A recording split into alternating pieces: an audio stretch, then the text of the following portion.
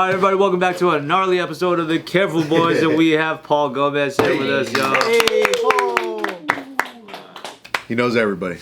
He knows everybody in California. I have a question. Like, from all the years of you being involved in so many like different companies and all that, were you ever a partner owner or like on that side of the table? Oh, okay. Yeah, most of the things I've always been a partner or an owner in. So most of the things I'll do now is it's you got to either pay me a lot of money or ownership, or if I like you, I'll just do it. Oh, so, like, because now you're more on the consulting side of things. Yeah, but even with Bart, it was Yeah.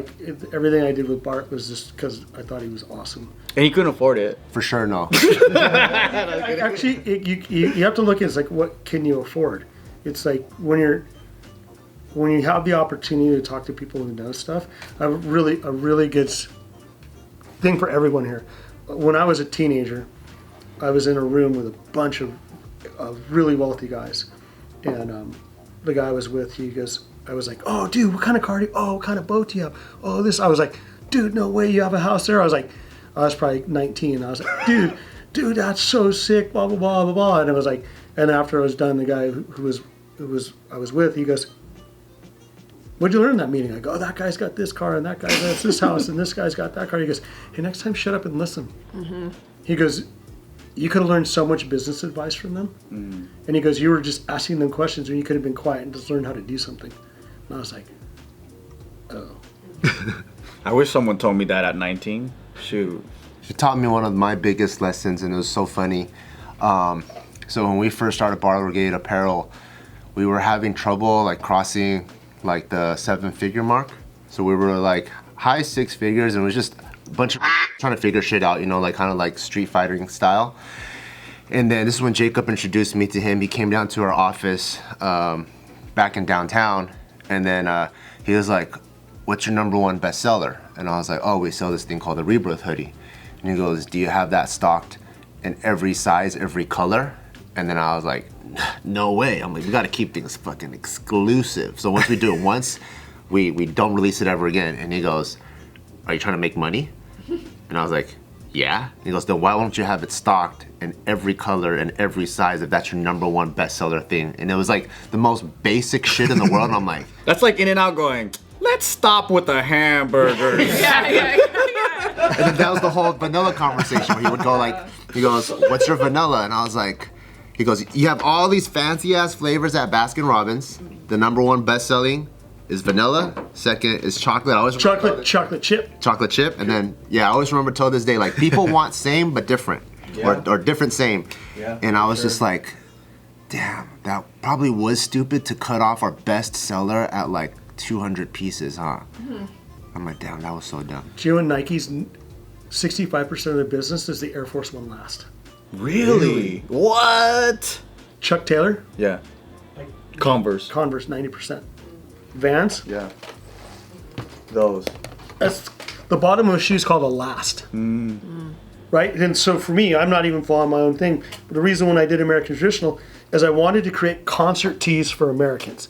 I wanted to make collectible tees that don't last. So if you go in your closet, like I have old Motorhead t-shirts, I have Iron Maiden t-shirts, I have all these t-shirts that I've had for years, and they stay forever. So now everybody's got a merch deal. So if you go to a truck stop, they have a deal. So if I'm buying the truck stop, if I'm in Buc-ee's in Florida and I'm in Buc-ee's in Arizona, same t-shirt. Yeah. But when back in the day, if I went to Buc-ee's in Florida, I get like a Bass shirt. And if I went to Buc-ee's in Arizona, I get a shirt with a coyote on it. Oh, yeah. Do you know what I mean? Yeah. So now it's all the same. Yeah. No. So everyone has a merch deal. So to Bart's point, back then, you have to have your #1 selling thing, right? So And you want to keep it stocked. and keep it stocked. So my friend owns Independent Trading Company. So Independent's like the #1 fleecing. You go to his warehouse, 300,000 square foot warehouse. He's got one whole wall that's like a Pez dispenser of black hoodies. Yeah. He just never runs out of black hoodies. What do you think about the exclusive stuff like what Stussy does, where they have just their Stussy and in Honolulu or whatever, and they have their business model around, we're only releasing this much today. It's a different, Okay, well, right? how long has Stussy been in business? I don't know, 90s? 80s. Oh, 80s? Sean's a very famous. Sean's a friend. Yeah. Sean's same era as Bob Hurley. Sean was a surfboard shaper from Laguna Beach. Very good surfboard shaper, but he was into that whole like when everyone was into punk rock, and then the Clash broke off and started Big Audio Dynamite. He was into that kind of whole street thing. So if you look at that era in music, like the first reggae collaboration was Clash Sandinista, right? When they started that whole music punk rock collaboration started happening. So he kind of really leaned into street before anyone else did. And if you look at that stuff, but the CCS never changes. So he's never gotten off his moniker. He just adds to that moniker. So it's like what Bart was saying, is you have that Stussy vibe that you're super synonymous with, but then he'll put some sprinkles on it. He'll do this, he'll do that, and he'll limit it out, right? So let's just say we go to Yogurtland. But he does have like 30 years of rapport. I see. So he did that method first. Yeah. Oh yeah. But then he can do what he does now because he didn't start it like that. You have to I pass see. that threshold. Yeah, because it's like Barbell doing exclusive things. And they're like, we don't even know who the fuck you are. Yeah. So here's a really good example. Decide who you want to be. So if you look at Stussy, I have the utmost respect for Stussy, and Sean hasn't been there forever. And Frank Sinatra and his son run it now. Not the Frank Sinatra, but Frank Sinatra. Yeah, I thought that was funny. I thought it was the Frank Sinatra when I... But the thing that's interesting about Stussy is Stussy is never trying to be the $100 million brand. They're not trying to be the 100, 200, 300. Once you start doing that stuff, and like a lot of... That's what happened when we were at Hurley. I was like, we started being we're 300. You do things that you wouldn't normally do to hit that clientele. I see. So those are things like, that's why if you look at, and the number one thing now that used to be where brands broke is retail. And now there's no MTV anymore. There's no, and everyone's their own brand, everyone's their own persona, right? And when you look at that kind of stuff, to answer your question, you want to have a North Star of what you want to do. So for me, it's like this with American Traditional, my North Star, God, family, country. I'm never going to waver from that North Star. I'm never going to back off from the First Amendment, the Second Amendment. I'm always going to have people's back. You can argue with me. Like I had one thing. It's just like people were snapping at me, and I'm like, doesn't that feel good? You're embracing your freedom of speech. Yeah. Like I love it. God bless you, man. That's awesome. Yeah. You couldn't do that anywhere else. People need to travel outside and see when they get that taken away. It's pretty gnarly. We're the only place in the world where you're innocent until proven guilty. Right. But I think with us being a part of two cultures, we see, and it's fresh, and a lot of our parents ran away from communists or whatever, and then they're like, we see it. But then people that were American for so long, I don't think they even know what it's like. Well, my parents spoke Spanish, and I don't. Because it was my parents didn't want me to speak Spanish. Yeah. It is like we're here. Embrace where you're at. Like, and you have to have respect for everywhere you go. Like when you go to Japan or you go to the thing I love about going to Asian countries is so freaking excited you're there, and they want to share their culture with you. They want to embody what you're doing. Like when I go to Japan and I buy something, I'm like, I always tell them, don't wrap it, don't package it. They package like 20 things on top. Dude, but they make it so perfect, right? Yeah. Like it's just You don't even want to open it no more. you just look at it, you're like, dude, that thing's so awesome. I don't want to open that. Right? Like I don't want to open that. It's so it's seriously an art. Yeah. During Christmas, a lot of the department stores have a packaging area. You can get it done. But the way they wrap it is like, man, it's like they'll put a box and then they'll put like a thing over it and another box and a ribbon. And it's like perfectly, because everyone grows up doing origami out there. Oh, yeah. So they fold it all perfect and you're just like, dang, this is crazy. It's the best. Yeah. Package design is wild out there. But that's a whole other thing. It's brand. Yeah. Why is Tiffany? It's the way they package. Right? In-N-Out's rad because In-N-Out's like old school burger style. Like McDonald's, you have to look at, and this is one of like a lot of things I love to share because I geek out on this kind of stuff. McDonald's was like the #1 restaurant, right? And then McDonald's franchises dropped way off and they went down and they started going, do you know why McDonald's started failing? Dirty bathrooms.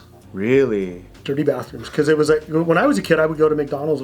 My parents would take me to McDonald's. It was like, go and have like People my actually granddaughter. eat in. Yeah. They wanted you to eat in, right? whole day. And then it was a whole bit. Like, and my granddaughter still likes to go to McDonald's. Like, she loves a cheeseburger, right? But then you would go there and the bathrooms were dirty, and people go, "Oh, I don't want to take my family here. The bathrooms are dirty." And it Became more of a drive-through spot. yeah. It killed. Was the food the same when you were food's growing still the up? same? Okay. Anywhere I go in the world, Yeah. anywhere same it tastes the same. Except you get rice in Japan. Yeah. Like when it Yeah, it's funny. you get rice in Japan, and you get poutine when you're in Canada. Yeah. McDonald's. McDonald's in Vietnam, still some of the best McDonald's I ever had though. Their chicken nuggets are like chicken. Yeah, because juicy. if you look So at right now, it's juicy. like we dumb everything down. Like it's so gnarly what we do. Like when you go to Japan and you eat, like, horse tastes really good. That's what everyone says. I haven't got to try it. Horse is super good. Yeah. Like but we would never eat a horse, Yeah. right? Because we ride them here. We torture them here. What other questions? I like questions. Questions are my jam. Out of all like the people that you worked with or met through like your journey and stuff, like who's somebody that like you were hella like looking up to or like learned from a lot from and stuff? Tom Clark at Nike, Bob Hurley for sure, Tom Wally. Who else? Like what are the things that they instilled in you? Tom Wally. Never let money change you. That was the most important. What did thing. Tom Wally do? Tom Wally was the founder of Interscope Records. He's the guy you said that worked at Warner and then as He a worked at mailroom Warner, kid. Went and started Interscope. Worked with everything, and that's when that whole thing happened with Nike and Warner and having to go the thing, and he told him money. He sat me down and goes, "Don't let money change you. Money changes people, and as much as you don't want to let it change you, it's like I wouldn't bought my wife the most expensive Mercedes. You know, I built a crazy house. Thank God. I mean, I sold it and made a lot of money on it. But like at one point, I had the dumbest house on the planet What was so dumb about it? because it was dumb. It was like I had I was on an acre on PCH, An acre? an acre on Pacific Coast Highway, on a 5,000 square foot ranch house that I built from the ground up. And how often are you there? I had sold it. I'm not there at all. Because when one of my kids moved out, I'm like, I have this big, gigantic, dumb house. and I learned this. Oh, dude, that's your dream house. I go, no, bro, it's your dream house. It's my reality house. None of that stuff brings you any happiness. As much as you think like, oh, like people go, why don't you drive a Raptor? I go, because I go to Mexico and I want my car to come home with me. I don't have any stickers on my truck. I take all the 4-wheel drive, all of it off. It's just it looks like a work truck. Because I drive deep into Baja to go surfing. You don't get stopped if you have a Raptor, huh? Dude, the Ford F-250 ain't coming back. The cartels love those cars. Such big fans of Raptor. But it's like you look at I'm gonna drive a race car in California. Why? I can't drive it. Yeah. Right? Well, I had an old business partner of mine. He was like, I would buy property and he would buy a McLaren, and I'm like, dude, what? Why? I don't. He's like, oh, dude, want to go for a ride in my car? I'm all, no. My friend got like a convertible Mercedes one day, and he came home, and I'm like, dude, I think they make that in a man's version. He got all bummed and took it back. And got it. Saved his life, probably. But it's like, yeah, it's so mentors. Bart's a mentor. No way, Jose. Yeah, dude. His Jacob's name's Paul. You mentor all of us, dude. Yeah, we're getting racist, huh? What do you call Mexicans? Two Mexicans playing basketball. One-on-one. One. No, but like if I look at what I see mentors in everybody, because it's what their hustle is, right? I was on a documentary, and it's like somebody goes, "What do you do when you get to the top?" I go, "Do you fall? I don't ever want to be at the top." Like I want, like when the really good thing, the blessing that Bob Hurley did to everybody is when we sold Hurley, everyone got paid. Everybody got paid. Like Chris Malloy, famous filmmaker, he's all, I got my film company started because Bob Hurley paid me. I bought my ranch because these guys paid me. Everyone got to start because we gave them money. So they weren't partners, but when he got a check, he was just cutting them out. Sold the company. Oh. Everyone got paid because we would have never pulled it off without everybody. That's really nice. Everyone got paid. I don't think anyone walked away with less than $100,000. Team effort. So cool. For sure. That's super nice. Yeah, but then I've been at companies where people have sold the company for $800 million, and everyone had to sue them to get paid. So after the exit, like y'all got liquid, but you stayed on board for a little bit, I right? stayed on board for 11 years. Because that was a part of the package. Nope. Normally you get fired. That's what I told you in that Right, thing. It's right. like, I told you this. Yep. Shut your mouth. The 90 days thing, yeah. Normally 90 is 120 when Yeah. you get pieced out, because in Nike, I have a lot of respect for Nike. Like that, I learned a lot. Like that was my master's degree. I learned a lot. Like when you go, okay, let's just say your budget, right? Let's just say your budget for this show's $2 million. Okay, it's killer. Okay, I'm going to invest in your show. Now your budget's $20 million. Well, it's already awesome. What do I do with the $20 million? Yeah. Gotta crank it up. Because you want a bigger return than that. But that's the point. So when I had my marketing budget, it would be like, okay, here's this number. Let's just say it's $70 million as a marketing budget. And you go, okay, and then you go, okay, we're going to do this. Now your marketing budget's $700 million. How do you even spend that? That's my point. Oh. So you have to look at, like, those are things where it gets crazy. And so when I call it Nike PTSD, and because my son, when I left and my son came and started working for me, he's like, okay, what's the budget? I'm all, what budget? He's like, well, what's the money to do this? I'm all, it's called Get Rad. Get Rad. Well, how are we going to do this? Get Rad. Like, if it's good, you know how much money I've spent on this? T-shirts. Send it to guys like Bart. Send it to my friends and hope they wear it. Yeah. Right? It's like, and that was rad back then, because like, if anytime Bart or you guys do something, I always repost for my friends. I want to see everyone blow up, and that's how the American tradition started. It was like 3 years ago. You still follow the old one.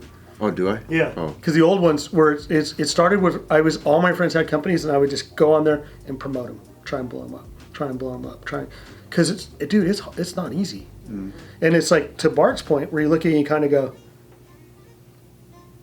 it's just, people just want the same thing, right? It's like ketchup's ketchup. Well, there's a reason that Kleenex is a Kleenex, but it's actually a tissue. But they market it so well. I never have walked in a restaurant and said, can I have a Pepsi? I'd probably shoot myself. I used to be a Pepsi guy till Bart converted me. Because he sold me on it. He said, you got to get the Coke with the ice to the top. And I was like, are you sure? And then he's such a fan for McDonald's Coke. When we were on a trip to like... Best one. Okay, wait. It's the best one. Finish your story. So we were in Illinois, and then he was telling everybody there, let's go to McDonald's and get the Coke. And one other guy was like, yes, I've been saying this for years. So we went like in the middle of the night to McDonald's, and all of us got Coke at McDonald's, just drinking it and going like, wow, this is so good. From that point on, like, he converted me. It's the best. Okay, so Mark Hoppus from Blink-182 will only drink Diet Coke from McDonald's. Okay, do you guys know why McDonald's Coke is so good in Diet Coke? What? Don't they have a special relationship with Coke where they just have like their own version? The straw's a little bit Their better. lines are refrigerated. Oh. The lines are? The lines of soda goes through. That's why it tastes so cold. Only for Coke? Only for all their sodas, their lines are refrigerated. So it's not a And that special really makes formula? that big of a difference. Oh Sure. yeah, 100%. You ever? Like, I used to work at a fast food restaurant. And you see like their soda machine, it was all fucked up. Their lines are refrigerated, so when it comes out from their thing, it comes, whether you have ice or it's already cold. Wow. So when it comes into the ice, it's super cold. Because it tastes more refreshing. And we were like sitting there going, man, why is it so much? It is different. So it's not a recipe thing, it's a temperature thing. It's a temperature thing. So the rumor is everyone says McDonald's has their own Coke recipe. That's what I heard too. My friend owns 10. The guy who was with me, the guy who's holding my head in that picture, he owns like 12 McDonald's. And I always hit him up. I'm like, dude, what about this?